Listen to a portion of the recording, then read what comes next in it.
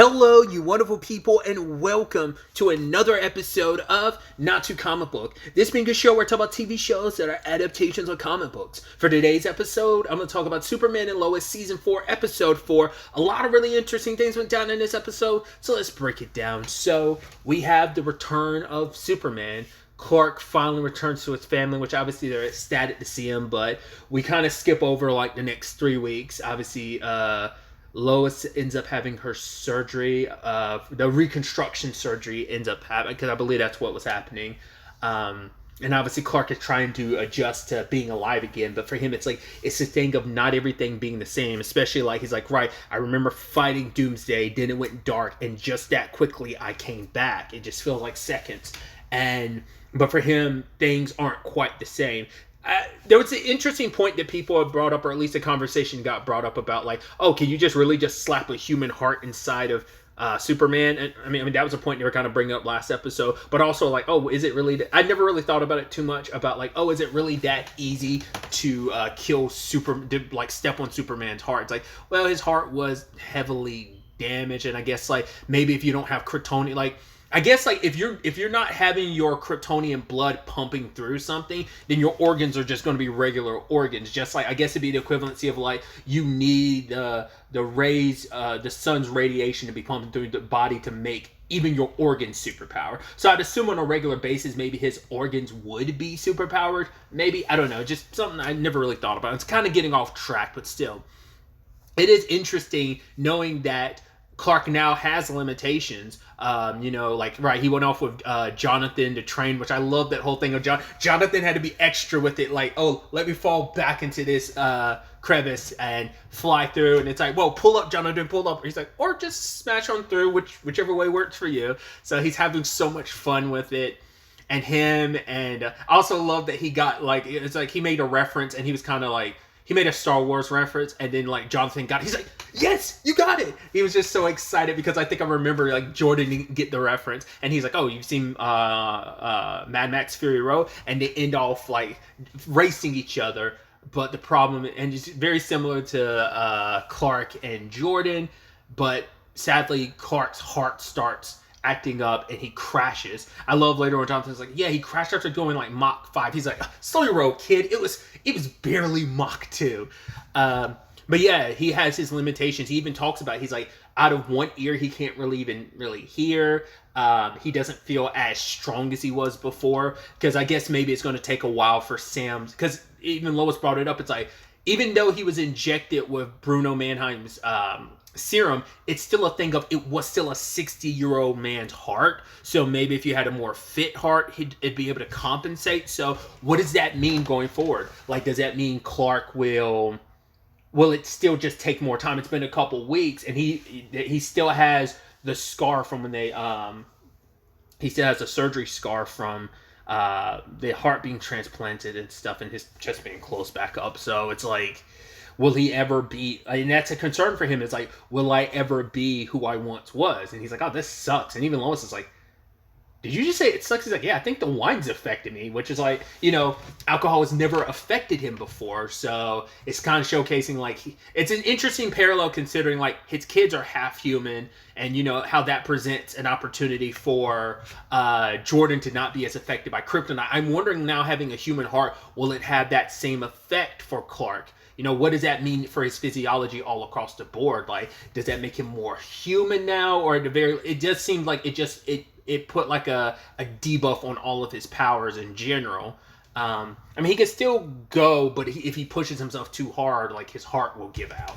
So I'm assuming that's going to be a story beat point of, there's going to be a point, especially if you're dealing with the whole doomsday of it all, like, Clark will probably have to push himself, and once he does, like, that's going to take a massive toll on his heart. So once again, maybe it's just going to take a adjustment period. Maybe if he goes up to the sun. I mean, I'm curious, like, how would space affect him now? Like, would he just not be able to, like, his having a normal human heart, would it be able to compensate? Obviously he can't go for long periods of time, like, really pushing his ability. So, like, would be flying into space not be comparable for him fully now, like it was previously?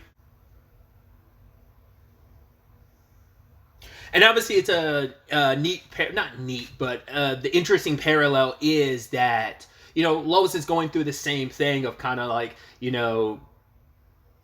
she's like walking by the mirror, kind of feeling that same feeling of like, right, will I ever quite be who I was beforehand? And that's a new adjustment that both of them have to make. But for her, it's like Clark kind of talked her through those worries and concerns, and she's able to kind of do the same thing for him now. It's like, right, you were gone and now you're back, and that's kind of a miracle in itself. And Clark wishing he could thank Sam, but she's like, you just being here right now is thanks enough for my dad, I'm sure. Once again, I know a lot of people have issues with the way Jordan handles things, but I always have to keep reminding, and it's a point I tried to bring up last episode. I know, like, Jordan roasts people the wrong way, but I think people do constantly forget, because they don't talk about it a lot, but once again, even Lois referenced it in episode 2, it's like, yeah, he has emotional issues, so his emotions run a little higher than everyone else, and it's always been harder for him to control his emotions, and he's always felt kind of second fiddle to his brother, and that's actually a really neat point. Obviously, he's drowning in like the recording over and over again, and for him it's not even like he blames his mom for that choice. What really irks his nerves and what gets on him, bothers him the most, is he feels like she made the right choice, because he's like, for one, it's like, for him, it's like it's a personification of an underlying issue Jordan's always felt about him and Lois, where he felt like her relationship with Jonathan always came easier, which, and I'm sure like that plays a role in it, where it's like Jonathan was always the easier child to deal with, so obviously your relationship would be better, and I was always kind of the difficult one because of my circumstances, and I could see that kind of being like this deep-seated resentment you have for yourself, and it just, for him, it's like, I don't want to disappoint you again, because he feels like every time he's tried, and yes, he's let his ego get the best of him, but it's also just because, like I said, he's insecure in a lot of ways, and for him, it's just, he always wants to prove himself, because he feels like not only does he have to prove something to himself, but even to his mom, because he feels like he's constantly disappointing her and his dad, and he's like, I just don't want to disappoint you anymore. But for her, it's like, I will love you like more than anyone could ever love another person, and it's just, she obviously wants them to be in a better place, in a good place, because even Jonathan tried to tell Jordan not to be listening to those recordings. It's like, dad's back, you don't even want to go train with him. But for Jordan, it's like, who am I right now? Like, I've got to figure that out, because he's like, the whole Superboy thing, this is who I'm meant to be. But it's like, Sarah's like, don't worry about what you're supposed to do. Do what you want to do. What do you want to do? And obviously that end result is he takes a step back from the Superboy thing. It's like, right, he passes the mantle on to Jonathan. It's like, you handle that now until I can figure things out. Once again, I think they need to be a unit, because, and I think it's going to eventually, maybe this series ends with not necessarily Superman retiring, but Clark taking a step back and the boys going out there, this world having 3 defenders, where it's like, right, we can do triple the work, and sometimes the Superboys would come together, like I said, work together as, rather than just Superboy, you are the Superboys, and you kind of fill that void that maybe the world is missing with your dad, type of situation, as he's trying to, recover from it all. So the major through line in this episode is the element of Chrissy and Kyle having their wedding and planning it out. It was going to be a courthouse wedding, but the moment that was no longer an option, they turned it into a Kent Farm wedding, and which ends with Lois being Chrissy's maid of honor, and Clark being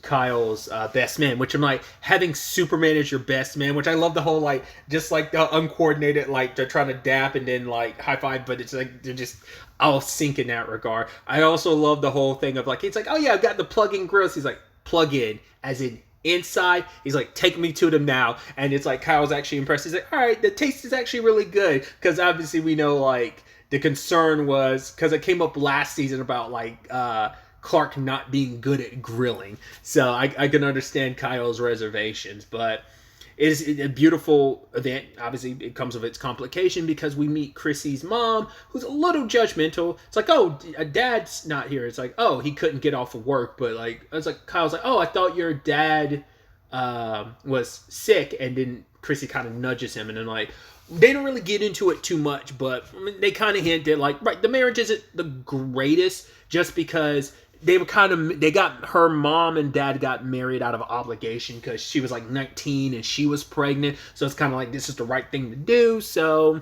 which she's coming from that place. That's why she feels like Chrissy's making the same mistake as her. It's like, right, you're marrying this guy who's older than you. Oh, like you and his oldest daughter Sarah get along. It's like, yeah, because you're practically the same age. It's like, yeah, that was kind of thrown in Chrissy's face last season by Sarah. So. But either way, Chrissy's mom does not hide her disapproval of this situation in this relationship. And it's just Kyle is trying to put on that Cushing charm, as he says, but it's not working because her disapproval just shines through. But it's like for her, and she even brought it up to Kyle, like, are you marrying my daughter out of obligation? It's like, he's like, I love your daughter and your daughter loves me. And so for her, she just feels like her words are falling on deaf ears. Just her and Chrissy just have a complicated relationship. And I think it's just, you know, and doesn't help that obviously, like, Chrissy's very nervous. She can't eat her gummies to chill out. She can't drink any alcohol to chill out. So it's a lot is happening pretty quickly. She's like, the turnaround of, yeah, I started dating this guy, and then I found out I was pregnant, and now all of a sudden he proposes to me, which was really romantic, and now we're having a wedding, and then she's excited, and I love when she's talking to Sarah. She's, like, acting so freaked out because she's freaking the fuck out. I thought that was, like, adorable, but also you kind of, oh, you feel bad for Chrissy. It's a lot happening all at once. And I do like the resolution to it, that obviously Clark talked to Kyle about, like, right, not feeling the same, being different, but he's like, yeah, just take it one day at a time. And them kind of, like, you know, being super buds and bros, like, dapping it up. I even love that Kyle had said, like, yeah, he was actually glad that Clark's alive. He's like, it seems like they have a buddy of theirs, or at least someone they went to school with, that died. It is that weird thing. Like, I'm trying to think. There's someone I went to school with. He was like a year older than me. He was a senior who died. I've never looked into the circumstances, and I kind of don't want to. It's not. I feel like that's not my business. But it's someone I had like one or two classes with my junior year that it felt like weird when I found out he died. I was like, Jesus, like that feels so weird. He was like a very, like, you know, everyone's friends with him. He seemed like just a nice dude. So it's just, either way, it just kind of made me think about that. But I've never really fully experienced that with, like, at least not that I'm aware of, that anyone I went to school with had died. But that was kind of the whole point. Kyle was like, yeah, like he had talked about, then he referenced, he was like, oh yeah, PD and you. He was just like, yeah, I never thought, like, you know, people like I knew would die. But he's like, yeah, I'm glad that you are back, you know? And at the same time, Chrissy and Lois are talking about her reservations about this whole situation. Because for her, it's like, she was happy about everything, but the problem is she feels like for so many, like, it just feels like she's kind of like, so much of her life is like happening to her rather than kind of, she's kind of going with the flow a little bit. And it's just like so many decisions have kind of been made for me rather than me making them myself. Like, I think we are going too fast, and she doesn't want to break up with Kyle. She still wants to keep going, but she's like, I think we should put the wedding on pause until a later point in time. And it's like, yeah. It was kind of, I did love it. It's like, well, it might be a little too soon to be making jokes about the fact is, I said, well, you did technically leave me because you ran away from this great wedding. She's like, okay, but I'm not leaving anymore after this. You know, so, you know, it ended up not being a wedding, but it ended up just being a party and celebration of love. So I should also note, it was such a wild trip to see the actress who plays Sophie. I was like, Jesus Christ, that kid shot up like crazy. She's taller than the actress who plays Sarah. I was like, holy shit, she's tall.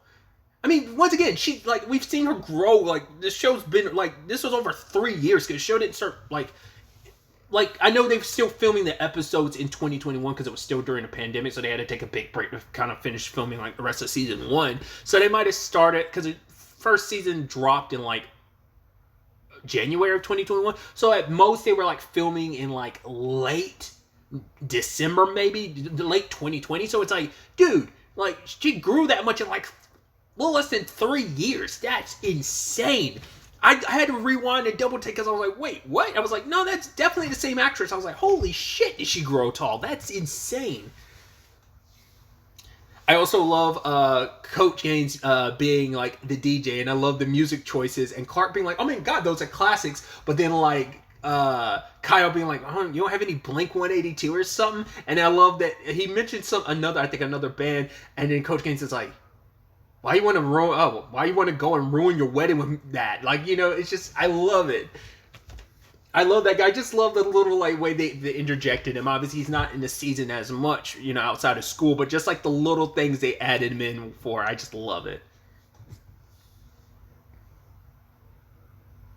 But this whole situation also kind of staying with Chrissy kind of led to her and her mom having a better relationship. She was even calling her Bam. She's like, yeah, you haven't called me that in so long, and they're in a good spot. Like, I think she was just, once again, she was just fearful of her daughter making the same mistake, and I think just life in general, probably Chrissy made a lot of choices that her mom didn't agree with, and this just added more fuel to the fire. But seeing them dancing, seeing them happy means okay, where me and your dad might have our issues, but at the very least, you two love each other. Love each other to slow things down, because obviously Chrissy was talking to Lois about right, you guys are, her and Clark are relationship goals. They've been in love, able to keep going despite everything they've been through. It's yeah, because we communicate and, we work at it. It's not oh my God, it's an easy peasy thing. It's no, you keep the relationship alive by communicating. So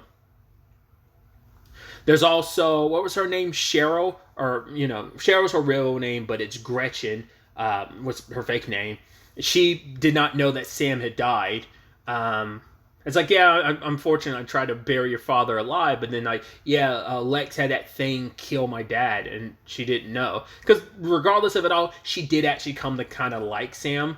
But Lois's perspective on it is, we need you to turn against Lex. I can protect you. But she's like, I've known Lex for 30 years. He does not do well with betrayal. That's when he will he'll put it, you'll have to deal with his wrath. So, but it's the moment Lex finds out you're not holed up like he told you to be, because she's looking for Otis. I don't know if Otis is I don't know if that's kind of implying maybe Otis is already dead, Lex got to him, or it's just maybe they both were made to lay low, but in completely different locations rather than together. I don't know. But I mean, Lex did send someone after her, the fire guy, which John was there just to put out the fires, but Clark showed up, which I love that he didn't even do anything. Just came down, the guy's blasting the fire. Clark just walked slower to him, and then obviously getting so close that the fire backfires into the gauntlet things he has, and they explode. So handled that pretty nicely, as he said, nicely done for a dead guy. But that in itself causes problems, as we see at the end of the episode, because now the world knows. All these different news sources are popping that, oh my God, Superman was seen. So they made sure that guy, John, dropped that guy off to the DOD so no one knows that he's still alive. So I'm wondering, how did that happen? Did Lex have eyes and ears everywhere for Clark? Because he doesn't. The whole point was to keep it hush hush, especially considering Clark's not back to being 100%. Because I thought the phone thing at the end, I thought oh, it's going to be Cheryl being trying to contact Lois and then maybe getting killed because Lois and Clark are too busy trying to bump uglies to do the nasty have sex to check the phone. But it was no, it's about all these news articles, so the world knows Superman's alive and what comes with that, because they had the surprise on Lex because they were able to keep this low key for the past couple weeks. But now that it's out, the cat's out of the bag, the world knows Superman's alive, and it's okay, Superman, we're going to need you to move forward. The question then becomes also, what's his relationship going to be with the DOD now that Sam's gone? Sam was the main through line, and especially they had the rapport, because it's right, we're family, so it's a very unique dynamic. Not unless John Henry Irons kind of fills that role. I would assume not, but not unless that plays a role in some capacity. We'll have to wait to see how that kind of plays out. We are hitting, after next episode, we will be at the halfway mark to the season. So I talked about it, Jordan is passing the mantle on to Jonathan to, handle the whole Superboy thing, gave him the goggles and the suit and everything. So he's going to be filling that role for a while Jordan figures things out. So, I mean, the Superboy of it all does seem to come a little easier to Jonathan than it does Jordan. So. But yeah, the Kent family is going to have to be on guard. Not only does the world know that Superman's alive again, so does Lex, which Lex knows who you are. So he probably won't. I mean, he's also the one that knows your secrets, so that he's got that in his back pocket, ready to implode your life at any point in time. So, especially now that Clark's in a weakened state too, like. You might not even have to worry about sending Doomsday after him. Everyone that's ever clashed with Superman in the past or has beef with Superman might see it as an opportunity of, we can go after Superman now because he's weak. So a lot of that has to be considered. So we'll see how the show plays this out going forward, but I'm excited to see what happens next. But really, that's all I wanted to talk about. To the next time we meet, be happy, be safe, live life to the fullest, and enjoy it. Good day and goodbye.